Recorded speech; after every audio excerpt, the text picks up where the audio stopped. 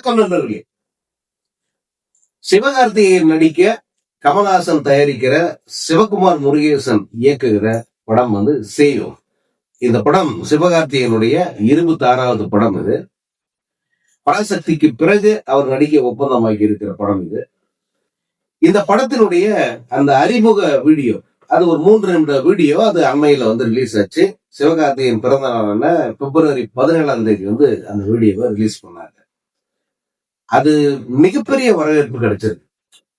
பராசக்தி படத்துக்கு அந்த படம் ரிலீஸ் ஆகி ஒரு பக்கம் மிகப்பெரிய பாராட்டு, இன்னொரு பக்கம் மிகப்பெரிய சதி அந்த படத்துக்கு எதிராக பண்ணாங்க. ஆனாலும் அந்த படம் ஒரு பெரிய வெற்றி படம். தமிழ் சினிமாவின் முக்கியமான 10 படங்கள் அப்படின்னு எடுத்தீங்கன்னா நிச்சயமா அதுல பராசக்தியை சேர்க்காம விடவே முடியாது. அப்படி ஒரு படம் நம்முடைய வரலாற்றை சொன்ன ஒரு மாபெரும் படம். அந்த படத்துக்கு பிறகு அவர் என்ன மாதிரி கதையை தேர்வு செய்வாரு, என்ன மாதிரி படம் அவருக்கு அமையும் அப்படிங்கறதுல எல்லாருமே ஆவலாக காத்திருந்தாங்க. குறிப்பா திரையுலகில் இருப்பவர்களே. அவர் இந்த மாதிரி ஒரு சேயோன் அப்படிங்கிற அந்த கதையை அவர் தேர்ந்தெடுத்து அந்த படத்துல அவர் நடிச்சிருக்காரு. அந்த அறிமுக வீடியோ பெரிய அதிர்வலை ஏற்படுத்து. ஒரு 24 மணி நேரத்துல 16 மில்லியன் போயிருக்கு அந்த வீடியோ ஆன்லைன்ல. வீடியோவை நீங்க அதெல்லாம் பலர் பலவிதமா டீகோட் பண்ணிக்கிட்டு இருக்காங்க. அந்த வீடியோ சிவகார்த்திகேயனுடைய அரசியல் அது இதுன்னு என்னென்னவோ சொல்லிட்டு இருக்காங்க. பட் ஒரு படமா நான் பார்த்தது அந்த 3 நிமிடங்களும் பச்சக்கன் வாங்காம பார்க்க வச்சிருச்சு அந்த படம். அதில் பேசுகிற வசனங்களாகட்டும், சிவகார்த்திகேயன் ஒரே ஒரு ஒத்த வசனம் தான் சிவகார்த்திகேயன், அதுவாகட்டும் எல்லாமே ஒரு முழு படத்தை பார்த்த ஒரு திருப்திய இந்த கிளிம்ஸே கொடுத்துருச்சு. அப்படி ஒரு நிறைவு கிடைக்கிறதெல்லாம் ரொம்ப ரொம்ப அபூர்வம். இந்த படத்தை பொறுத்த வரைக்கும் ஒரு நிறைவான படமா இது வரும்ன்ற நம்பிக்கைய இந்த 3 நிமிட விளம்பர அறிமுக அந்த வீடியோவே கொடுத்துருச்சு. அதுல நிறைய பாத்திரங்கள் இருக்கு. இதுல முக்கியமா ஒரு திருவிழா, அதாவது கருமாத்தூர்ல இருக்கிற விருமாண்டி கோயில்ல நடக்கிற மாசிக் கலரி திருவிழா. அந்த திருவிழாவில காபுரான்ற ஒரு நிகழ்ச்சி முடிஞ்ச அடுத்த 2 மணி நேரத்துல ஒரு சம்பவம் நடக்குது. அந்த சம்பவத்துல இருந்து அந்த கதை தொடங்குற மாதிரி காட்டியிருப்பாங்க. இதுல சிவகார்த்திகேயன் தான் சாமியாடியா வர இந்த கோடங்கின்றாங்கள அந்த ஒரு பாத்திரமா அவர் வர்றதா சொல்றாங்க. அதுல சிவகார்த்திகேயன் வருகிற போது ஒருத்தர் சொல்லுவார், அவன் பாட்டுக்கு பட்டாளம் போராட்டம்னு போயிட்டு இருந்தான், வாடா வாடான்னு அவனை கூப்பிட்டீங்க, இந்த வந்துட்டான், என்னென்ன பண்ண போறானோ அப்படின்னு ஒரு பாத்திரம் இந்த சிவகார்த்திகேயனுக்கு ஒரு பில்டப் கொடுக்கும். அதே போல பாலசரவணன் இதுல பிரதான காமெடினா வருவார்னு நினைக்கிறேன். அவர் இதே மாதிரி ஒரு முன்னோட்டத்தை கொடுப்பாரு. வாடா வாடான்னு கூப்பிட்டீங்கல்ல அப்படின்னு சொல்லுவாரு.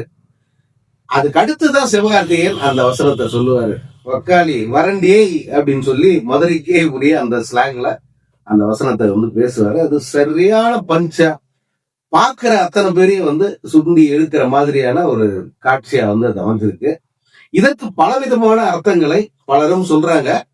அது என்னங்கிறத மட்டும் நான் சொல்றேன். இப்ப நான் அதுக்கு ஒரு அர்த்தத்தை எல்லாம் சொல்லல, ஆனா அவங்க சொல்றத பார்க்கும்போது அது சரியா தான் இருக்கு. இப்போ பாத்தீங்கன்னா அவன் பாட்டுக்கு பட்டாளம் போராட்டம்னு போயிட்டு இருந்தான். இது அமரன் படம், பட்டாளத்தில் நடக்கிற கதை அது.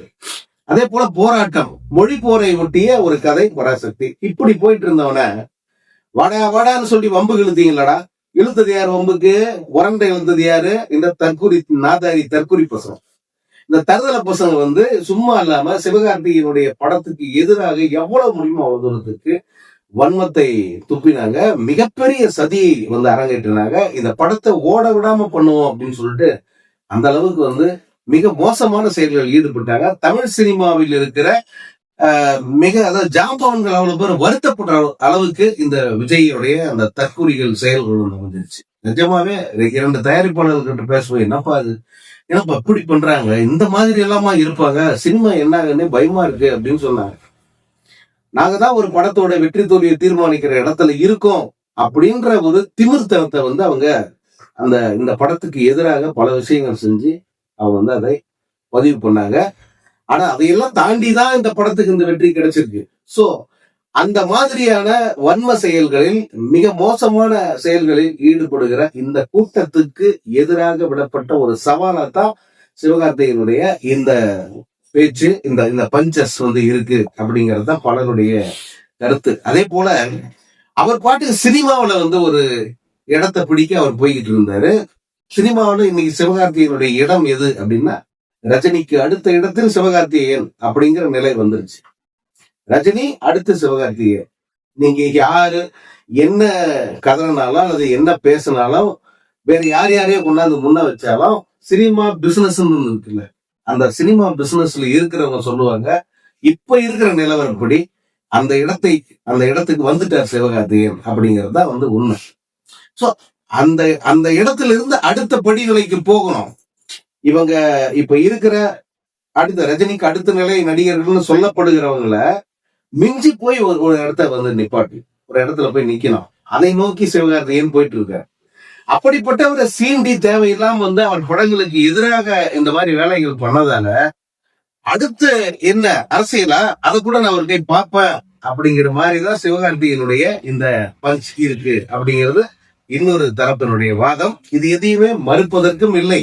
இதெல்லாம் உண்மைன்னு நம்ம வெளிப்படையா சொல்லவும் முடியாது. ஏன்னா அது ஒரு சினிமாவுல என்ன சிச்சுவேஷன்ல இந்த பஞ்சஸ் வருது அப்படிங்கிறது ரொம்ப முக்கியம். படம் பார்க்கும் போதுதான் நமக்கு அது புரியும். அது வரைக்கும் இந்த பஞ்சு வசனங்களை வச்சுக்கிட்டு நம்ம ஒரு கதை வசனம் எழுதி அதை வந்து பரப்பிக்கிட்டு இருக்க வேண்டியதுதான். அதுதான் வந்து இப்போ நடந்துகிட்டு இருக்கு. ஆனால் ஒட்டுமொத்தமா இந்த சேயனுடைய அந்த ஃபர்ஸ்ட் லுக்கு, சிவகார்த்திகேயனுடைய அந்த உடம்பு, அந்த பிசிக்கு, அதே போல அவருடைய அந்த பாடி லாங்குவேஜ், இது எல்லாமே வந்து வேற லெவலுங்க. உண்மையாவே எனக்கு ஆச்சரியமா இருக்கு. நான் பார்த்து வளர்ந்த ஒரு பையன், நான் பார்க்கும்போது ஒரு +2 மாணவன் மாதிரி இருந்த இந்த நம்ம சிவகார்த்திகேயன் இன்னைக்கு வளர்ந்து நிக்கிற அந்த இடமாகட்டும், ஒரு படத்துக்காக தன்னை மெருகேத்திக்கிற அல்லது தன்னை வருத்திக்கிற ஒரு தன்னுடைய உடல் அமைப்பை வந்து எப்படி மாத்திக்கணும் அப்படிங்கிற அந்த வித்தை தெரிந்த ஒரு ஒரு மிகச்சிறந்த கலைஞனா மாறி இருக்கிறத பார்க்கும்போது நான் உண்மையிலே வந்து ரொம்ப பெருமையா இருக்கு, மிக மகிழ்ச்சியா இருக்கு. இன்னொன்னு, கடைசி வரைக்கும் வந்து தன் முன்னோடிகளை மதிக்கணும், தன் முன்னோடிகளை கௌரவப்படுத்தணும் அப்படிங்கிற மனநிலை சிவகார்த்திகேயனுக்கு இருக்கு. அதுக்கு ஒரு உதாரணம், சிவகார்த்திகேயனுக்கு நெருக்கமான ஒரு நண்பர் ஒரு விஷயம் சொன்னாரு. உண்மையிலே வந்து எனக்கு சிலிர்த்துச்சு, மெய் சிலிர்த்து போனேன். என்னன்னா, வேட்டையன் படம் ரிலீஸ் ஆச்சு, சூப்பர் ஸ்டார் ரஜினி படம். அந்த படத்துக்கு வந்து புக்கிங் எப்படி இருந்தெல்லாம் நீங்க பார்த்திருப்பீங்க. மழை, ஒரு 3 நாள் மழை, கடும் மழை, அது கொஞ்சம் பாதிச்சது. அதற்கு முன்பு சிவகார்த்திகேயனுடைய அமரன் படம் ரிலீஸ் ஆகி இருந்தது, மிகப்பெரிய ஒரு வெற்றி படம். அதற்கு புக் மை ஷோல டிக்கெட் விற்றது. அதே போல வேட்டையன் படத்துக்கான டிக்கெட் விற்பனை, இதையெல்லாம் வந்து கம்பேர் பண்ணிட்டு இருந்தாங்க. இந்த கம்பாரிசன்ல அமரன் வந்து கொஞ்சம் லீட் எடுக்கிற மாதிரி இருந்தது. அதை சிவகார்த்திகேயன் கிட்ட போய் சொல்றாங்க, சார் வேட்டையன் படத்தை விட உங்க படத்துக்கு புக்கிங் அதிகமா இருக்கு சார் அப்படின்னு சொல்றாங்க. அது தப்பு, அந்த மாதிரி பேசாதீங்க, ஒருபோதும் வந்து இந்த மாதிரி வெளியில செய்தி பரப்பாதீங்க. காரணம், அவர் வந்து என்னோட குரு, அவர் தான் வந்து ஒரே சூப்பர் ஸ்டார் ரஜினி சார் அப்படிங்கிற ஒரு அந்த அந்த ஒரு சிம்மாசனம் இருக்குவே, அந்த சிம்மாசனத்துக்கு நம்ம ஒருபோதும் வந்து ஒரு சின்ன டிஸ்டர்பன்ஸ் கூட நம்ம பண்ணக்கூடாது. அதை வந்து நம்ம பார்த்து அவரை வந்து நம்ம என்ஜாய் பண்ணலாம். அப்படி ஒரு இடத்துல அவர் இருக்காரு. இந்த கம்பாரிசன் மட்டும் எந்த காலத்திலையும் பண்ணாதீங்க. இந்த சினிமாவில இருக்கிற வரைக்கும் இந்த கம்பாரிசன் மட்டும் பண்ணாதீங்க. அவரோடு என்னை ஒப்பிடவே கூடாது அப்படின்னு வந்து அவர் சொன்னதாக அந்த நண்பர் வந்து தெரிவிச்சார். உண்மையிலே வந்து அது ரொம்ப மேன்மையான ஒரு குணம். ஏன்னா அது இயல்பா வரணும், சும்மா நடிச்செல்லாம் அதை காட்ட முடியாது. இப்போ ரஜினி சார் பாத்தீங்கன்னா அவர் எல்லா இடத்துலயுமே வந்து அவரு ரொம்ப சிம்பிளிசிட்டின்னா அது ரஜினி தான். அந்த மாதிரி சிம்பிளா இருக்கணுங்கிறது இயல்பா மனசுல இருந்தா மட்டும்தான் வரும். சிம்பிளா நடிக்கிறதுலாம் ரொம்ப ரொம்ப கஷ்டம். எல்லா நேரத்திலும் இப்படி நடிக்க முடியாது. அப்படி நடிக்க நினைச்சு அது நடிக்க முயன்று தோத்து போனவங்க எக்கச்சக்கம், இந்த சினிமாவிலும் சரி அரசியலும் சரி. அந்த மாதிரி சிவகார்த்திகேயனுக்கு வந்து அந்த குணம்ங்கிறது இயல்பாவே இருக்கு அப்படின்னு என்னால புரிஞ்சுக்க முடியுது. இடையில வந்து கொஞ்சம் அவரை வந்து நிறைய ரசிகர்கள் வந்து கொஞ்சம் மிஸ் அண்டர்ஸ்டாண்ட் பண்ணிக்கிட்டாங்க. பட் நான் அப்படி எல்லாம் கிடையாதுப்பா, நீங்க எப்படியோ அப்படித்தான் நானும், உங்களை விட ஒருபடி மேல நான் ஒரு ரசிகனா வந்து அவரை பாக்குறேன் அப்படிங்கிறத சிவகார்த்திகேயன் பல இடத்துல நிரூபிச்சிட்டாரு. அப்படிப்பட்ட ஒரு ரஜினி ரசிகனுடைய ஒரு படம் இந்த சேயம். பல பல பேருக்கு வந்து வயிற்றுல புளியை கரைக்கிற ஒரு படமா, ஒரு ஒரு அந்த அறிமுக படமா வந்து இது அமைஞ்சிருக்கு. இந்த 3 நிமிட வீடியோ பல பேர் உண்மையிலே வந்து கடுப்பாகி போயிருக்காங்க அப்படின்னு கேள்விப்படுறேன். காரணம் இந்த படம் நிச்சய வெற்றி படம் அப்படிங்கிற எல்லா இலக்கணமும் அதுல இருக்கு. பல பேர் வந்து இது விருமாண்டியோட அடுத்த பாகம் அப்படின்னு சொல்றாங்க. அவங்க விருமாண்டி ஒண்ணும் பார்க்கலன்னு அர்த்தம். ஏன்னா விருமாண்டி படத்தை பார்த்தவங்க சொல்லுவாங்க. அந்த படத்துக்கும் இந்த படம் பார்க்கும்போது இது இப்ப என்ன மாதிரியான ஜானர் அப்படிங்கிறது ஈஸியா புரிஞ்சுக்கலாம். இது ஒரு கிராமத்தில் நடக்கிற திருவிழா, அந்த திருவிழாவில் நடக்கிற ஒரு ஒரு வன்ம பகை, இதை மையப்படுத்தி வருது. அந்த படம் வந்து 2 குழுக்களுக்கு இடையிலான ஒரு மோதல். அது அதாவது சொந்தத்துல நடக்கிற துரோகம், அந்த துரோகத்தை வந்து எப்படி அவர் பழி தீர்க்கிறாரு, அதற்கு இத்தனை காலமா எதிரியா நினைச்ச ஒரு குழு வந்து எப்படி உதவுது, அப்படி போகும் அந்த படம். பிளஸ் மனித குலத்துக்கே ஒரு பெரிய அவமானம், இந்த மரண தண்டனை, தூக்கு தண்டனைங்கிறத அதை ரத்து பண்ணணும் அப்படிங்கிற ஒரு கான்செப்ட் விருமாண்டி. அதுல வந்து இந்த சிறு தெய்வ வழிபாடெல்லாம் வந்து வச்சிருப்பாங்க. அது ராஜா சாரோட அற்புதமான பாடல்கள் வந்து அந்த படத்தை வேற தளத்துக்கு கொண்டு போயிருக்கு. இந்த படம் அந்த படத்தினுடைய லுக் வைஸ் பாத்தீங்கன்னா சில சில ஒற்றுமைகள் வந்து அதுல இருக்கு. கமல் சார் அதுல போட்டிருந்த கெட்டப் கிட்டத்தட்ட அந்த மாதிரி சிவகார்த்திகனுக்கு கெட்டப் இருக்கு. இந்த வாட்ச் எப்படி கட்டியிருக்காரு அந்த மாதிரி எல்லாம் வந்து, ஏன்னா அந்த வாட்ச் ஒரு இம்பார்ட்டன்ஸ் கொடுத்து காட்டியிருப்பாங்க. இதெல்லாம் வச்சு வந்து அந்த படத்தை அது 2ஆம் பாகம் அப்படின்னு சொல்றாங்க. எனக்கு தெரிஞ்சு வந்து அப்படி இருக்க வாய்ப்பு இல்லை. காரணம் வந்து இந்த படத்தை இயக்குகிற இயக்குனர் இது ஒரு ஃப்ரெஷ்ஷான கான்செப்டை சொன்னதுனாலதான் உடனடியாக வந்து இப்போ வெங்கட் பிரபு படம், இன்னும் சில இயக்குநர்கள் வந்து கமிட் ஆயிருக்காங்க, சிவகார்த்திகேயன் கூட. அந்த படங்கள்ல தள்ளி வச்சுட்டு இந்த படத்தை உடனடியாக ஆரம்பிச்சு ஒரு குறுகிய கால தயாரிப்பாக வெளியே கொண்டு வந்துடணும் அப்படிங்கிற முடிவோட காலத்துல இறங்கி இருக்காங்க. படம் வந்து வருகிற அக்டோபர் 26 வந்து ரிலீஸ் ஆகுது அப்படின்னு வேற அனௌன்ஸ் பண்ணிட்டாங்க. அதனால வந்து இந்த படத்தினுடைய பணிகள்ங்கிறது ரொம்ப திட்டமிட்டு இந்த படத்தை வந்து அவங்க கொண்டு வர்றதா நமக்கு தெரியுது.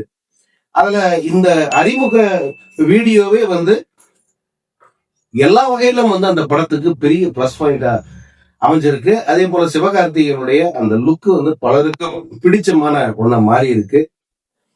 சோ இந்த ஆண்டு பெரிதும் எதிர்பார்க்கிற படங்கள்ல ஒரு படமா இந்த செய்வன் வந்து அமைஞ்சிருக்கு.